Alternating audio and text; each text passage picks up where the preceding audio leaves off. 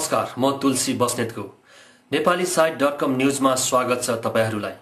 आज मिति 2065 माघ 7 गते तदनुसार जनवरी 20 तारिक 2009। अब सुरु गरौं साप्ताहिक गतिविधि समेटेको खबर नेपाली साइट.com न्यूजमा।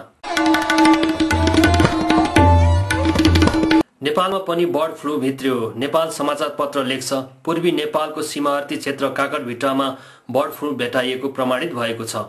चापाका एक व्यवसायीले पालेको कुखुरा मध्ये 9वटा कुखुरा एकाएक मरेपछि गरिएको परीक्षणमा 7वटा कुखुरामा बर्ड फ्लूको भाइरस भेटाइएको थियो।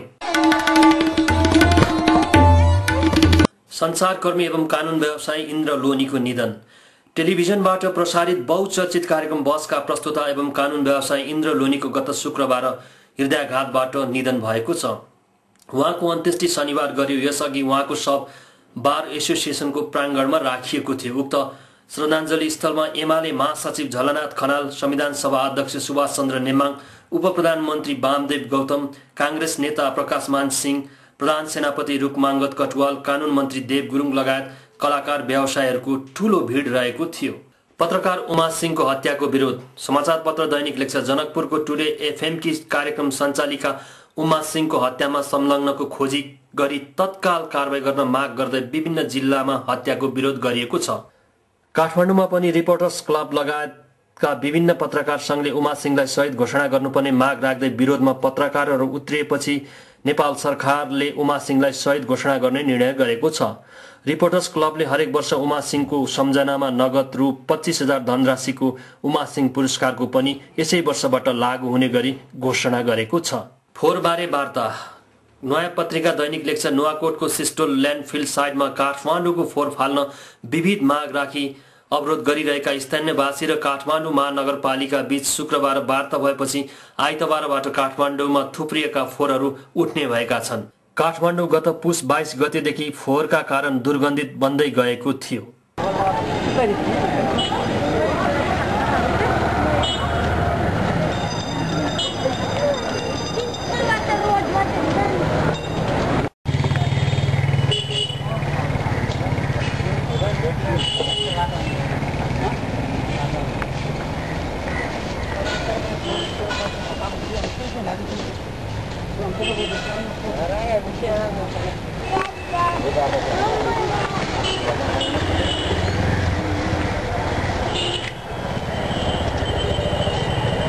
वर्षको सबैभन्दा ठूलो इलेक्ट्रोनिक मेला क्यान। सूचना तथा संचार प्रविधि युक्त वर्षकै ठूलो मेला क्यान इन्फोटेक 2009 को गत बुधबार प्रधानमन्त्री पुष्पकमल दाहाल प्रचण्डले उद्घाटन गर्नुभयो।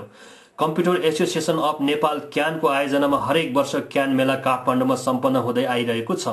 यो क्यानको 15औं संस्करण हो। क्यान मेला हेरेर जानकारी लिन तथा इलेक्ट्रोनिक सामान खरिद गर्न आउनेहरूमा प्रायजसो युवा युवतीको जमात बढी देखियो।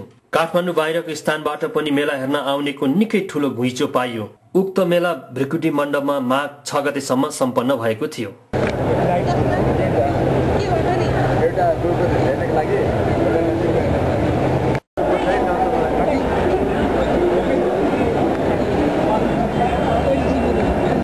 अबको खबर मनोरञ्जन जगतबाट।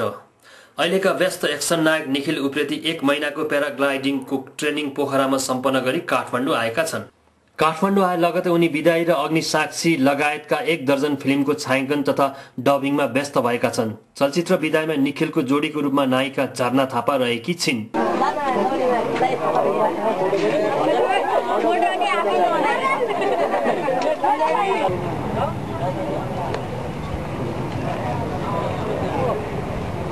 हवस् त यो साताको लागि साप्ताहिक खबरहरू यति नै नेपाली साइट.com न्यूजमा। यदि तपाईका सल्लाह वा समाचारहरू छन् भने हामीलाई nepalisite@gmail.com मा सेन्ड गर्न सक्नुहुन्छ। हेर्दै रहनुहोला Nepali site, a complete e magazine. नमस्ते।